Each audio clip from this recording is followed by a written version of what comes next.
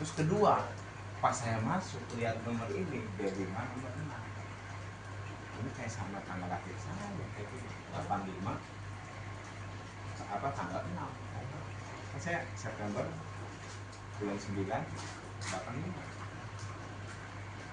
tuh dia bilang ke Om Riki gitu cocok sama juga ini aja pun dia pada B4 nomor 10 mah memang B4 udah ada yang booking kan udah yang ini aja dah diambil enggak proses lama hak saya di sini cuman mungkin dari sesepuh atau leluhur saya dari abah atau gimana mungkin di bawahnya ada penasehat kan waktu saya dengar dari Pak Rifki sama kamu tuh ini siapa penasehat jadi tidak sama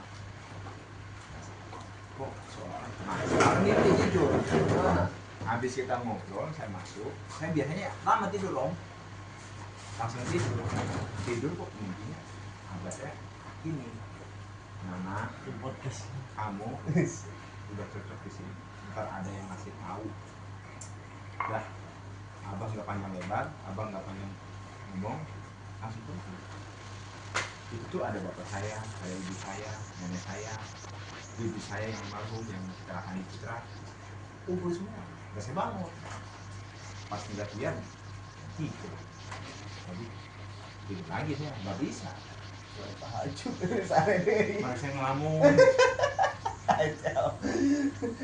tuh itu kan gini hadis riwayat qudsi 50.000 tahun sebelum penciptaan alam semesta dan seisinya takdir manusia sudah diciptakan duluan di mana lauhul mahfuz sebelum ada alam semesta loh berarti sebelum ada kita ya. Hadis riwayat qudsi itu langsung dari Allah, firman Allah tapi di luar dari Al-Quran yang disampaikan oleh Nabi Muhammad. 50.000 tahun berarti kita kayak gini itu di sono mah udah ada duluan. Anan harus gini, Topik, Pak Rizky, saya, Pak Heru tadi jam sekian harus ketemu gitu. Akhirnya manusia itu cuma membersamai takdir, tidak lebih. Manusia itu tidak punya peran lebih kecuali membersamai takdir. Makanya adanya sifat pasrah. Ya ayat Tuhan nafsul mutmainah irzi'i robbiki radiyatan mardiyah. Kita harus ridho dulu, radiatan dulu baru mardiyah. Kita harus ridho dulu atas kehendak Allah baru Allah ridho keinginan kita. Jangan kebalik. Kita minta tapi gak ridho dikasih kayak gini sama Allah. Ya Allah saya pengen mobil tapi sekarang gak punya mobil, ngejelimet. Tapi sekarang mikirin angsuran rumah ngecelimet, jangan. Kita harus ridho dulu. Oh Allah ngasihnya kayak gini udah. Allah kan manggil tuh, wahai jiwa-jiwa yang tenang, kembalilah kepada untuk beribadah. Irzi'i rabbiki radiyatan mardiyah. Kalau engkau ridho atas kehendakku, aku pun ridho atas kehendakmu. Jadi penarik dari ridho Allah itu dari kita. Kan Allah, takdir Allah nih udah jalan. Sekarang, besok kita pengen rezeki 150.000. Tapi sekarang nerima enggak rezeki 50.000. Kalau enggak nerima, besok keinginan kita yang 150.000 itu gugur. Karena kita enggak menerima rezeki yang sekarang 50.000. Jadi harus nerima dulu baru minta. Kenapa ada iya karena budu dulu sebelum mau iya karena stain? Sujud dulu, nyembah dulu baru minta. Sebenarnya minta itu nomor 2 semuanya. Berdoa itu nomor 2, nomor 1 itu kita pasrah. Nomor 1 itu kita beribadah. Udah, gak lebih dari itu. Apa sih kita? Inna sholati wa nusuki wa mayahya wa mamati lillahi rabbil alamin. Ya Allah, sholatku, inna sholati wa nusuki, ibadahku, wa mayahya, hidupku, wa mamati, matiku lillahi rabbil alamin. Hanya untukmu Tuhan semesta alam. Itu mengajarkan kepasrahan. Jadi apapun yang terjadi di dalam hidup kita itu semua atas kehendak Allah. Berarti kita cuma bisa menerima dengan lapang dada. Makanya kenapa adanya sifat qanaah. Qanaah itu lapang hati. Alam nasroh belajar dari Rasulullah. 3 bulan Rasulullah ditinggalin sama Allah. 3 bulan Rasulullah itu bimbang. Jibril gak datang, Allah sering ninggalin. Ya Allah, hingga turun itu pengobat dari keresahannya Rasulullah selama 3 bulan itu 1 surat Ad-Duha, kedua surat Al-Insyirah. Alam nasroh laka sodrok, telah aku lapangkan dadamu wahai Muhammad. Wa wadona angka wisrok, aku angkat bebanmu. alladzi anqada zuhrok, yang memberati pundakmu, wa rafa'na laka zikrok, lalu aku angkat namamu. Inna ma'al usri yusra, setiap kesulitan ada kemudahan. Fa inna ma'al usri yusra, di setiap kesulitan ada kemudahan. Fa idza farauta fansab, setelah selesai masalah yang satu, selesaikan lagi masalah yang lainnya. Wa ila rabbika farghab, hanya kepada Tuhanmu lah kamu, tempat kamu berserah diri. Semua manusia dikasih ujian, pasti selama kita hidup semua manusia dikasih ujian. Tapi Allah itu memberi di setiap ujian itu ada solusi, ada hadiah. Pembedanya cuma dua, teguran atau ujian. Yang sekarang kita jalani ini teguran atau ujian. Kalau teguran berarti tanda kita harus merubah diri. Kalau ujian, tanda kita akan ditaikan derajatnya oleh Allah. Dari kelas 1 ke kelas 2 ada ujian dulu. Lulus ditaikin, nggak lulus ya udah di situ dulu. Belajar lagi, ujian lagi di situ, terus aja deh ujinya di situ. Masalah ekonomi kita masih ngejelimut terus di ujian di ekonomi terus. Kecuali kita udah ya udahlah ya, saya lapang dada. Udah baru kita ditaikin ekonominya diuji yang lain, keluarga kah, yang lain kah. Masalah kadang datangnya bersamaan tapi tidak bisa diselesaikan secara bersamaan. Tadi firman Allah tadi, setelah selesai yang satu selesaikan yang lainnya. Kalimat pertama inna ma'al usri yusra itu kalimat pemberitahuan.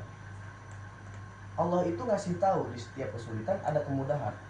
Kalimat kedua pa'in, kenapa ada pa'in nama al usri yusra? Pa'in itu kalimat penegasan. Allah tegasin lagi, udah gua kasih tahu, gua mah ngasih kesulitan bareng sama kemudahannya. Tapi kesulitan dulu, baru kemudahan. Gak bakal ada kemudahan kalau gak ada kesulitan. Nah, etama dikebetang ke ku ilmu alat nih ilmu mantek. Masalah ayat mah, makanya ayat kalimat pa'in itu untuk penegasan. Jangan takut ujian di dunia. Akan kemarin diuji dengan problematika kehidupan, dengan keluarga, dengan ekonomi, usaha, bla bla bla bla. Mungkin itu tahapan peningkatan terhadap derajat kita di mata Allah, entah di dunia ataupun di akhirat. Makanya jangan pernah kecil hati, jangan pernah putus asa. Putus asa itu tandanya di surat Yusuf ayat 90 itu disebutnya kafir, kufron, kafaro. Makanya jangan pernah putus asa. Ya mau gimana lagi, hidup di dunia mah terus diuji ya. Dunia mah tempat capek, tempat ujian. Penjara dunia mah. Kenapa disebut penjara? Nabi Adam makan buah huli turunin ke dunia. Dunia itu tempat hukuman Nabi Adam dan anak cucu. Tapi kita kan bisa nyalahin Nabi Adam. Kan suka ada dibikin guyon tuh, oh ini berarti kesalahan Nabi Adam nih, gara-gara Nabi Adam gua di dunia, aturan di surga. Nggak bisa kayak gitu. Udah tulisannya dari sananya, kodratullah, takdirnya itu gitu loh. Jadi kita harus lapang dada. Pertama itu menerima setiap ujian dari Allah. Lautan kayak lautan aja, lautan mau banyak sampah tetap sah dipakai wudhu. Mau ada kotoran, mau ada mohon maaf kotoran-kotoran manusia atau kotoran apa, tetap sah dipakai wudhu karena udah lebih dari 2 kula. Luas lautan. Coba hati kita itu kayak lautan, susah banget. Ketika orang nyaci maki kita tampung dengan lapang dada, ya Allah susah banget tuh. Ketika fitnah kita dipinterin orang, dikibulin orang, kita harus sabar, itu susah banget. Tapi itu salah satu cara agar hati kita tenang. Dunia mah ad-dunya sijnul mu'minin wa jannatul kufron. Dunia itu sijnul itu penjara. Penjaranya orang mukmin, wa jannatul kufron, jannahnya surganya orang kafir. Jadi kalau orang ngerasa dunia ini selayaknya surga, bisa dipertanyakan keislamannya. Karena hadisnya jelas, sijnul mu'minin wa jannatul kufron. Dunia itu penjaranya orang mukmin dan surganya orang kafir. Kalau orang ngerasa di dunia ini surga, berarti bisa jadi dia kafir secara hati, secara keyakinan. Ya lewat. Tapi gini Kang, ada dia, ya maaf nih, orang nggak pernah ibadah, jauh dari agama, tapi dia hidupnya enjoy aja. Itu jatuhnya apa tuh? Istidroj. Bisa disebut ujian juga, biar manusia itu terlena. Istidroj, dia tidak ibadah tapi dia dikasih terus sama Allah. Nah itu bisa jadi, kalau bahasa guyonnya prank dari Allah. Kalau dia terus terlena di depan itu dia akan itu ada mas kemarin yang datang ke saya. Orang aslinya dia orang Jakarta, membawa Om Dudung, dibawa jemaah saya. Itu dia di PT Supernova. Ada itu Supernova? Supernova Packaging. Iya, Ya. di PT Supernova dia itu sebagai HRD, manajer HRD, udah bukan HRD lagi. Selama 10 tahun kerja. Wow, dia itu mas, apa namanya? Nyampe bisa naikin bawahannya setara di bawah dia. Asmen naik di apa sih di atas dia gitu. Asmen itu kan di atas HRD berarti kan. Bisa naikin bawahan nyampe di atas dia, bisa nurunin yang di atas nyampe ke bawah. Saking powernya kuat di pabriknya itu. Powernya itu sih ada lah gitu kan. Tiba-tiba Allah itu secara dunia dia mah duit ratusan juta, dia gak apa namanya gak bisa hamil aja, istrinya bayi tabung 3 kali. Bayi tabung berapa kata dia? 500 juta satunya. Tiga anaknya semua bayi tabung. Jadi kayak Inul ya. Beda jaraknya sedikit lagi, yang 2 mah kembar. Yang pertama umur 3 tahun udah mau bayi tabung lagi, kembar itu berarti kan 3 kembar 1 M. Secara dunia lumayan banyak. Allah ngasih itu. Mungkin dia sadar selama dunianya berlimpah itu boro-boro ibadah mas. Gaul aja tiap malam aja dugem. Tapi duit itu udah kayak apa tahu, gampang banget nyari duit itu. Dugem habis 15-20 juta selesai. Paginya dapat lagi. Ngurusin proyek di mana-mana. Dia di PT-nya itu ada proyek Tangerang, dia ambil, yang ngurus di sana dia penanggung jawabnya gitu. Jadi ngambil sampingannya di PT-nya sendiri. 10 tahun dikasih istidroj sama Allah, dia sadar itu. Hingga akhirnya ada satu kasus yang bikin dia drop. Kok banget secara ekonomi mas, parah banget, nyampe habis semuanya. Datang ke saya dengan keadaan udah seperti itu, udah habis sama saya.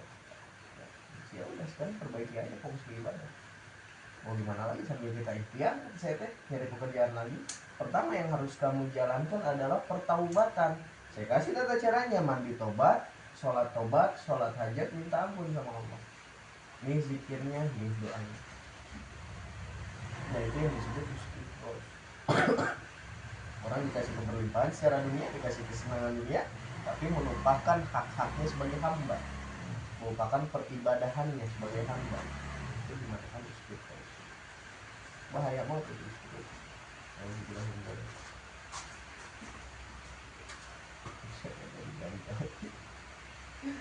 Kamera di mana-mana.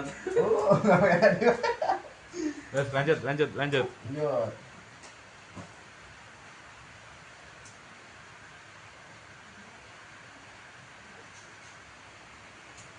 Terus gimana Kang kalau misalnya ini nih, misalkan banyak tuh yang pakai ya dukun-dukun lah, gaib-gaib kesepian gitu. Itu tumbalnya kemana gitu? Kan ada yang bilang tuh tumbalnya buat ini itu. Ini gimana itu? Kalau sistem kayak gitu perjanjian kita tuh. Iya. Ada yang awalnya minta cuma dari hal kecil aja, skala kecil. Dia minta ayam cemani. Jadi kalau kayak kita mah ada kontrak. Ya, pro dan kontra. Enggak, kontrak antara manusia dengan jin. Perjanjian kontrak. Gitu. Kontrak gitu. Isi perjanjiannya apa? Kita dikasih harta secara instan, dikasih keberlimpahan. Tapi dia harus membayar, harus ada feedback terhadap jin itu apa nih. Iya, pertama mah kadang hewan-hewan kecil, udah kesononya angger kita juga yang kena. Itu sudah jelas hukumnya musyrik, syirik, menduakan Allah. Udah jelas itu mah, karena ada kontrak itu sendiri. Kontrak atau perjanjian antara manusia dengan jin terkait dengan dunia, itu berarti melepaskan kehambaan kita sebagai hamba kepada Tuhan. Karena kita bergantungnya kepada jin tersebut. Itu udah jelas. Satu-satunya dosa yang tidak diampuni oleh Allah adalah syirik, menduakan Allah. Dosa jinah, dosa judi, bukan berarti boleh ya, semuanya tidak boleh, cuma masih Allah ampuni selagi kita mau minta ampun. Tapi syirik mah gak bisa.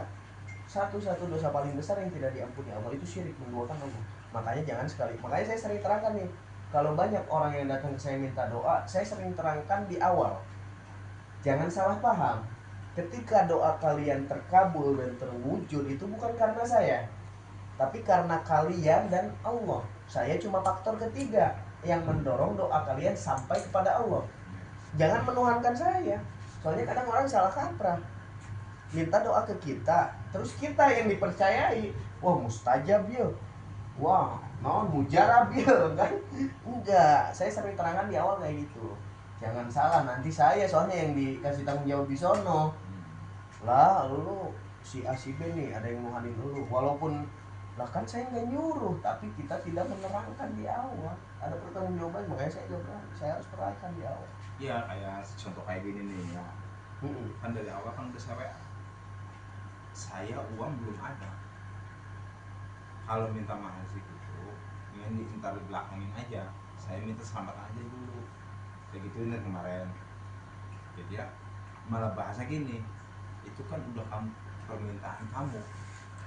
Kok kenapa dibatalin? Sama aja kamu nadar kamu dibatalin katanya. Kok seolah-olah maksa kata saya. Man, jujur aja Pak. Saya kalau memang ada ya ada, kalau nggak ada ya mau gimana lagi. Saya jujur aja, ini uang udah habis sama renovasi. Emang duit separuh saya ada di motor satu sama di orang satu. Berhubung itu uang belum cair, saya juga mau gimana? Daripada saya hutang pinjam ke orang, saya nggak mau. Saya udah pernah istri gini jalanin pinjam ke ini, jangan. Apalagi sampai utang piutang ke pinjol. Lebih baik jangan. Buat apa saya bilang? Kan? Iya. Tuh. Nah sekarang mau pinjam ke sana sini, janganlah saya bilang. Yang udah tinggal diganti doang. Tapi selebihnya jangan lagi lah. Saya udah capek. Jujur aja. Iya. Main minjem duit bank atau kayak model yang lain-lain lah. Kemarin aja pernah tuh sempet. Yang ponakan saya bawa senapan tuh. Mau ngajuin ke Shopee. Jangan saya bilang. Ini bunganya melebihi dari Bank BRI katanya. Minjem 3 juta bisa jadi 10 juta ini ujung-ujungnya. Iya bunga ya. Untung nggak di ACC kata saya. Pernah jujur ada tuh Bank Easy Cash mas. pinjol. Telepon saya terus pencairan 3 juta mau diambil apa enggak. Istri saya ngomong, "Tar dulu Bu, saya mau izin suami dulu, boleh apa enggak?" Emang saya udah nggak boleh itu. Saya semenjak kejadian motor saya hilang yang ECR, saya udah nggak mau lagi kredit udah. Yang ada dilunasin. Kayak kemarin tuh punya angsuran speaker di Gemilang, udah saya lunasin. Keluarlah buku servis angsurannya buku servisnya. Sempat nawarin lagi, jangan dah, lebih baik kita beli cash. Ngapain kita utang-utang? Sekarang kulkas atau TV di harga 4 juta 6 juta, bunganya berlebih. Jujur aja nih, saya TV kredit dari Gemilang harga 4 juta 600. Di total saya setoran kalau nggak salah 36 atau 38 kali 180 hari.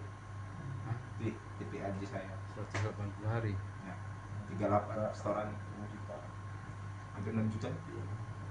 Itu bunganya kan kalau kita beli cash jujur aja 42 yang ukuran 43 in LG Hampir 50% gitu. Nah speaker emang tambah DP, begitu barang datang kita angsuran 2 sobek kan kayak bank keliling Ya. sistemnya disobek, angsuran 1 angsuran 2 sampai ke 180 hari itu 28.000 kali 180 hari.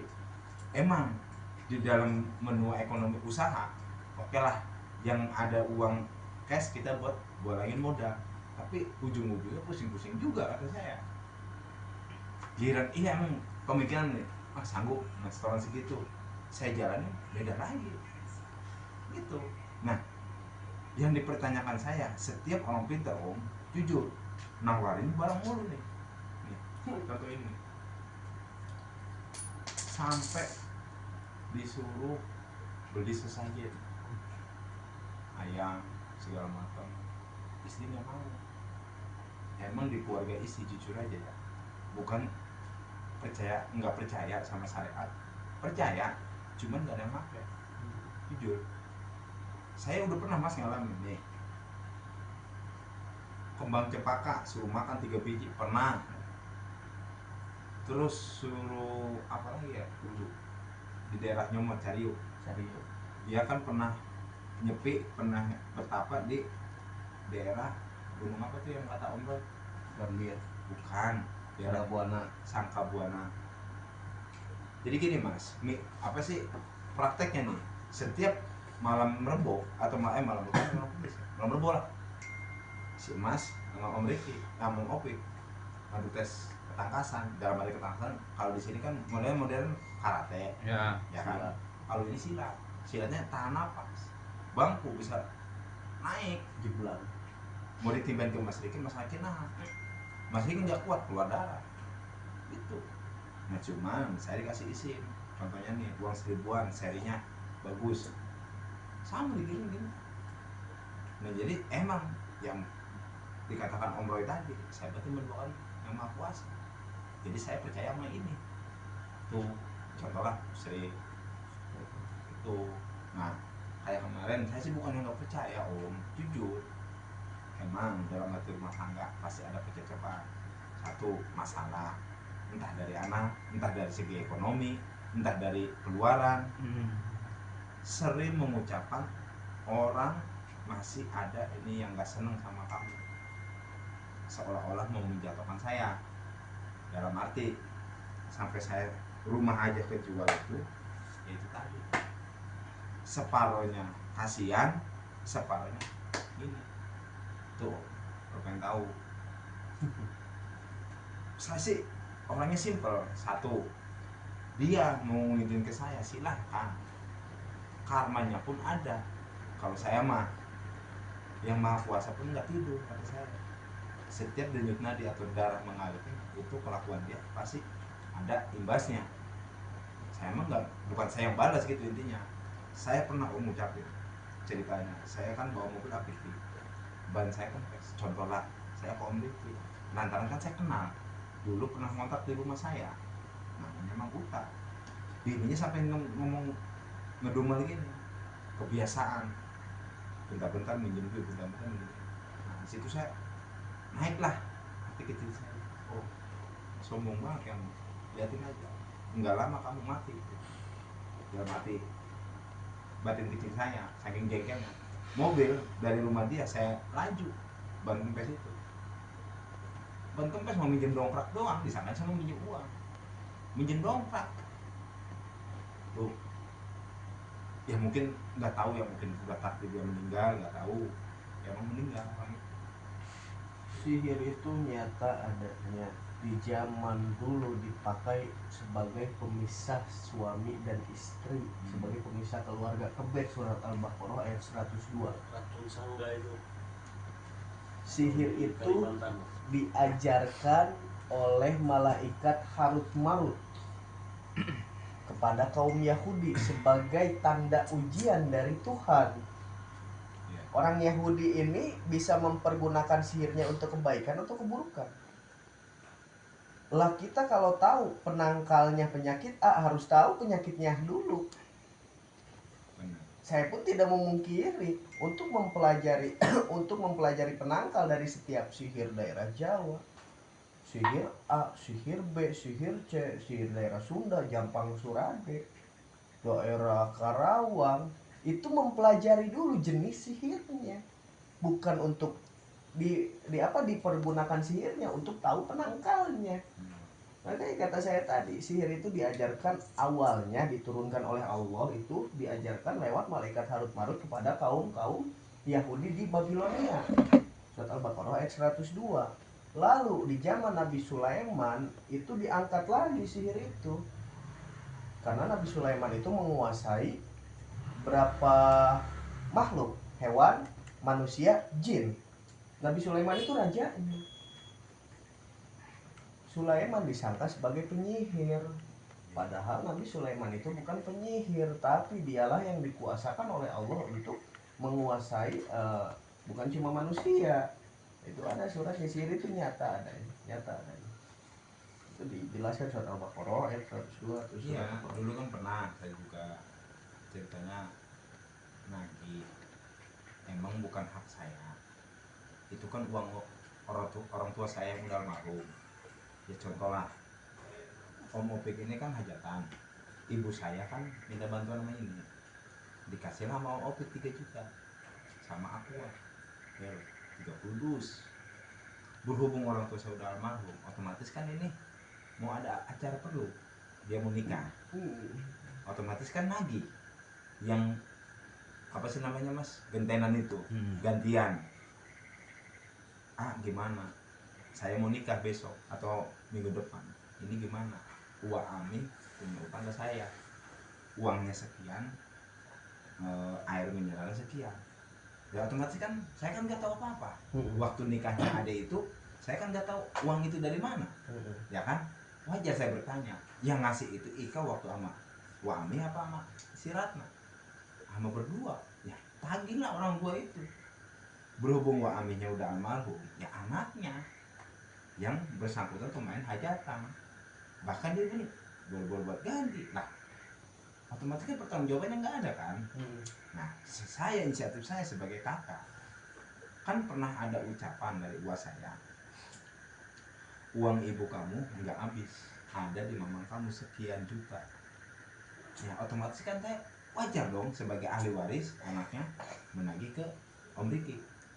Nah saya tujuan maksud datang ke sini malam-malam, saya mau ada perlunya apa, satu, ini kan hajatannya Om Opik. Om Opik ini kan pernah ngasih biaya sama ibu saya waktu sebelum beliau meninggal. Nah saya kesini mau nagih hak ibu saya, nggak minta semua, intinya 5 juta aja buat ngeganti ke dia mau hajat ini. Dan dia mah ngomongnya kan udah kemana aja, ya kan, udah belepotan lah kemana aja lah. Nggak lama kemudian Om jelas melayang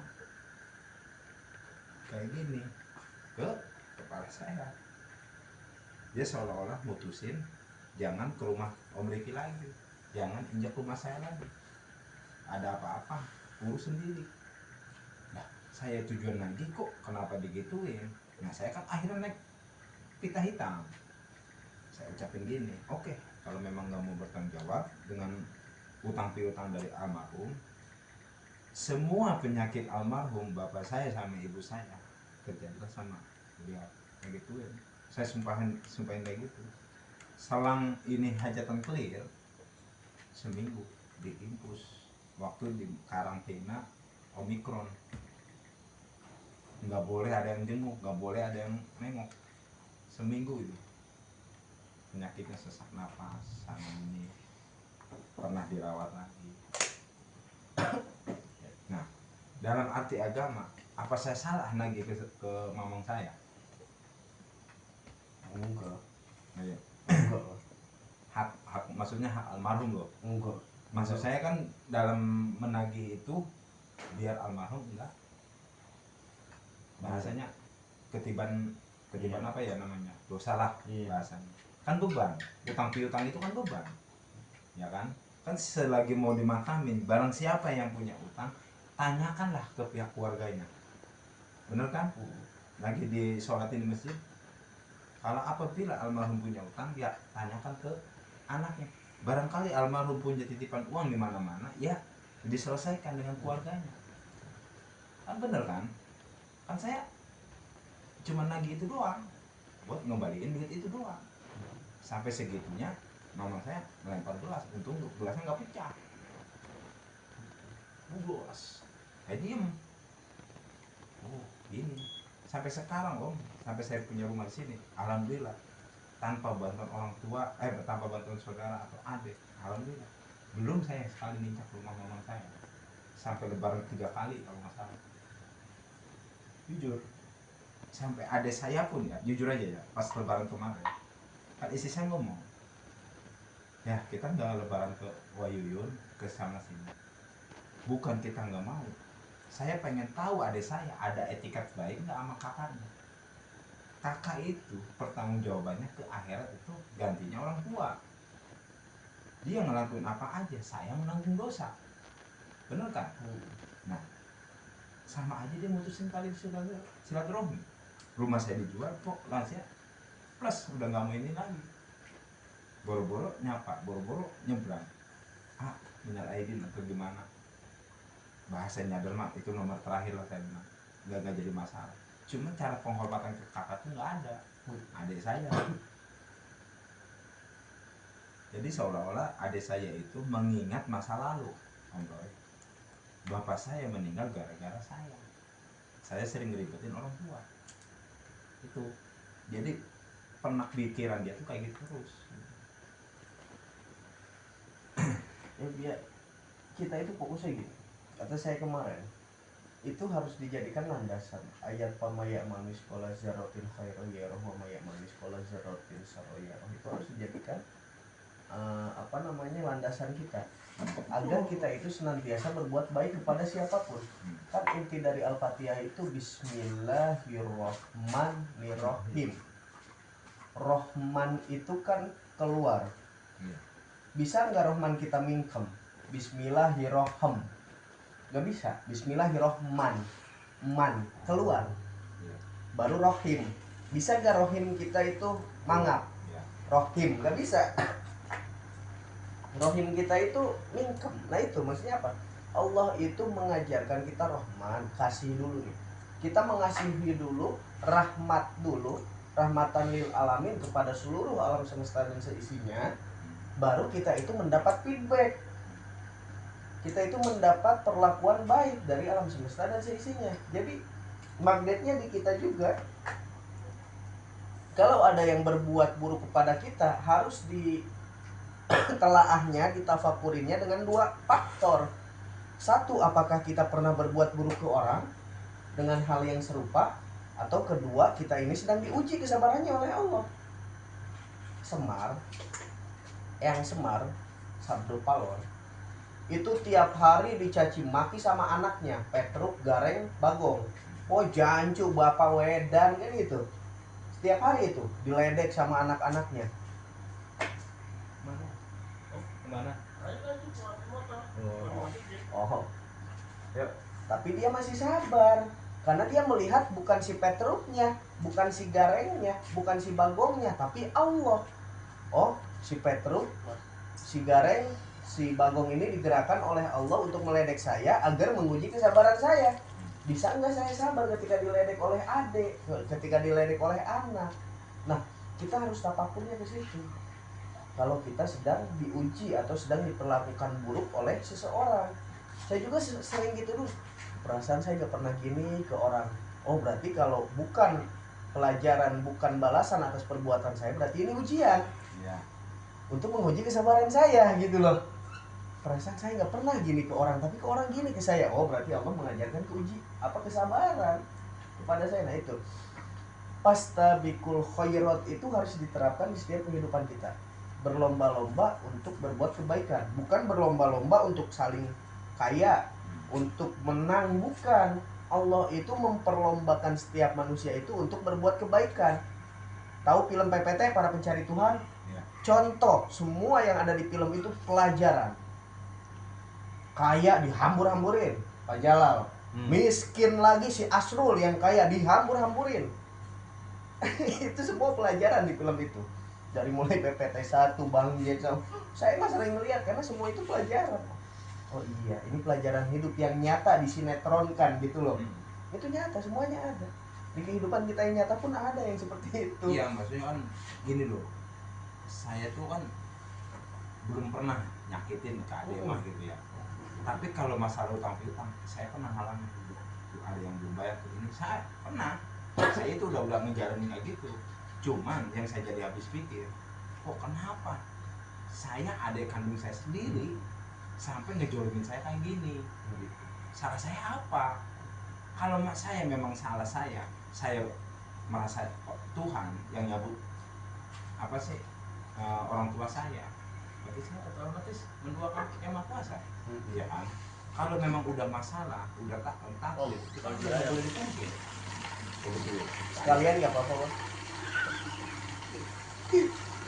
Iya, ya itu tadi kamu sini. Sabar itu susah, aduh itu ilmu yang paling susah. Innallaha ma'as-sabirin, kata Al-Quran. Allah itu bersama orang yang sabar. Tapi untuk menuju kesabaran itu paling susah, yang paling susah. Sabar, ikhlas, ridho. Waduh, itu susahnya. Masya Allah, benar. 3 tahun saya di kampung, difitnah sesat, kafir, musyrik, syirik, dukun.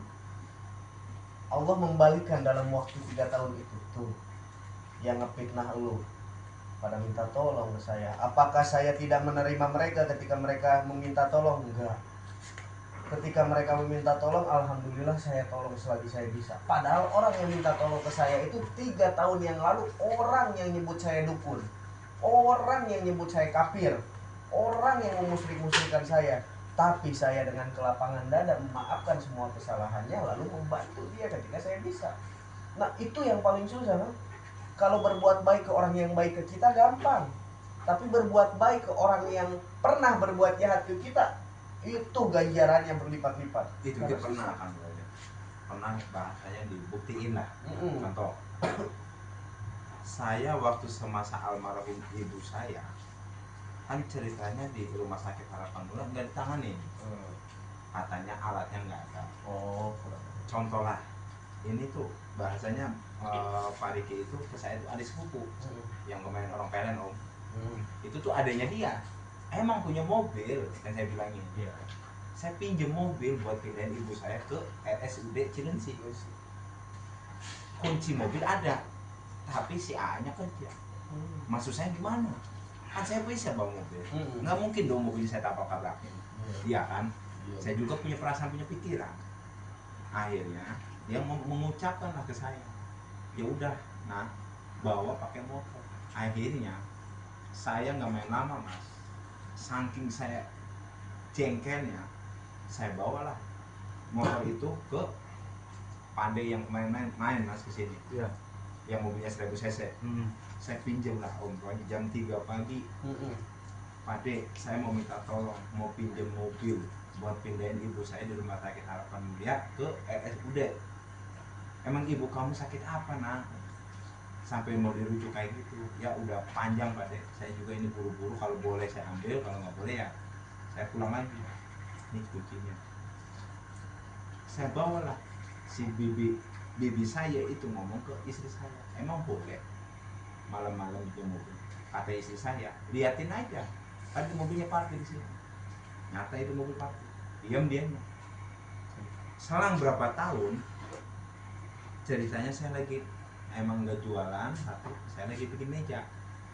Dia minta tolong, Mas Abdi minta tolong ke saya, Nana tolong tetek si Andim pingsan di PT. Maksudnya pingsan gitu mas, di PT, tolong jemput, kamu yang bawa mobil. Saya dengan bahasa nggak ada nolak, nggak ada apa, ya udah ayo. Saya jemput lah di PT, emang benar dia megangin ini jantung. Nyampe di mobil udah begini aja, takutnya kan lewat. Saya kan obsesi saya, planning saya, ini kalau nggak buru-buru ditanginin dokter, saya kan ngeri di jalan. Otomatis kan di EJ kan jauh ke Harapan Mulia. Mau saya stopin di Medrosa, dia nggak mau. Pengen yang dekat aja biar orang-orang kenapa sih nengoknya dekat. Saya bawa ke Harapan Mulia. Itu sampai ngomong jangan kencang. Berarti kan dia seolah-olah bandanya takut dihancurin sama saya. Ya emang salah siapa saya bilang mobil ceper kayak gini?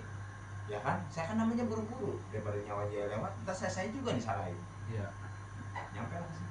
Dari situ saya nggak ada niat bahasanya gini, kan lu minta tolong sama gua, enggak, udah, kalau dia nyodorin uang ke istri, nih buat beli rokok, apa, saya Yuli katanya ngasih, udah pakai aja soalnya. Nah kedua, waktu ada saya lahiran, saya waktu itu emang usaha lagi montang-manting, dimodalin sama orang lah, di yang sekarang dagang mas, di depan Harapan Mulia. Saya dimodalin orang itu, bosnya yang ponakan saya, dimodalin. Adik saya tuh udah pembukaan 7, berarti kan udah mau keluar, cuman masih apa sih namanya, kayak tali alari melingkar. Tuh si yang punya mobil itu yang suaminya kena jantung, ngomong ke istri saya, ya tolong bilangin ke anak-anak si Ratna mau lahiran, barangkali dia punya dosa apa, coba ditengokin, barangkali gampang persalinannya. Saya jujur mas, lagi goreng niat dan hati saya nggak ada niat bodoh amat itu ini, nggak ada, jujur loh. Yang beli saya tinggalin. Kalau memang mie rebus kamu layanin, tapi kalau nasi goreng tunggu sebentar. Saya naiklah ke lantai 2, ke lantai 1 di bagian IGD atau UGD, IGD. Saya cuma nengok kaca doang, dia nengok, ada saya nengok. Pas waktu gitu langsung lahir. Ya udah saya pergi lagi ngelayanin nasi goreng lagi. Tuh. Di situnya kan emang saya bukannya saya so pinter. Di situ aja dia udah diuji, tapi dia nggak bisa menilai. Bahasanya kayak nikah nih om, nikah sebar undangan belum disebar, kedua hajatan aja bahasanya yang ngatur prewedding segala macam itu yang punya mobil pelit itu.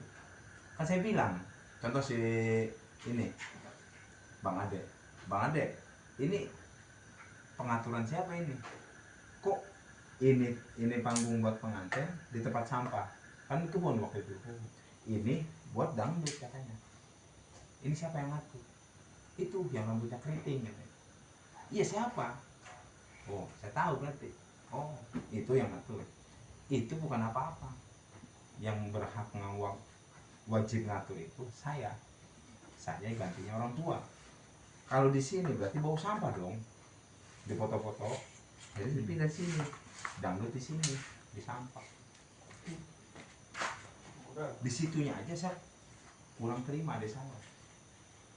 Saya nanya ke orang tua, nih masa hajatan nggak ada sound system? Ada, tapi harus nambah uang 2,5 juta. Ya udah, kalau memang nggak ada sound system saya ambil, speaker saya segini. Dari segitu mau, saya ambil. Di situ nyampe depan pintu, sampai ngomongnya ngucapin gini, lah itu bawa apa nih? Salon. Buat apa? Buat acara sini. Ngapain bawa salon? Sedikit banyak. Di situ aja saya nggak dihargai. Jujur aja sih, kemasin barang kita pulang. Ngapain kita di sini berkorban? Kita nggak percaya. Di sini aja saya berkorban buat dia, tapi dia nggak menghargai saya. Dia udah kita pulang. Saya kalau nggak disetor dari depan jalan sama ibu saya ini, saya udah pulang om. Saya mau pulang ke tempat istri berbes. Udah saya gembol itu baju di depan motor. Ibu nangis. Kalau kamu memang mau pulang, berarti pilih ibu mati. Ya udah silakan tabrak itu. Nah, kan saya kan hati saya kan tersisih. Lihat ibu saya nangis. Oke lah, saya hargai orang tua. Saya ijabin dia sampai nikah, saya waliin sampai nikah. Tapi dengan catatan sama sekali nggak ada dia hargain. Cuman bahasanya cuma sepintas doang. Dibutuhinnya. Oh di situ.